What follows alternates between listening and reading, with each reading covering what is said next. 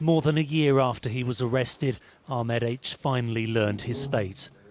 Through a translator, Ahmed, who cannot be identified, was told he faces a 10-year prison sentence.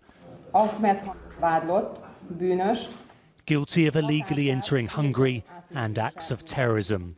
Those acts of terrorism were throwing rocks at the police and using a megaphone.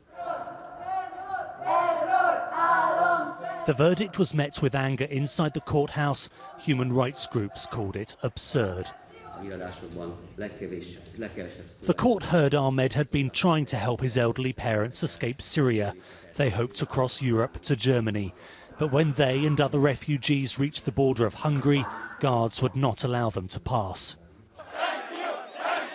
As violence broke out at the Rozhka crossing point, the state argued Ahmed was among those who threw rocks at the police. They also claim he used a megaphone to encourage the crowd. He says, as the only English Arabic speaker, he was trying to mediate. During the clashes, both refugees and police officers were injured. What happened here was criticised by the United Nations and human rights groups, but that has done nothing to deter the Hungarian government. Far from it.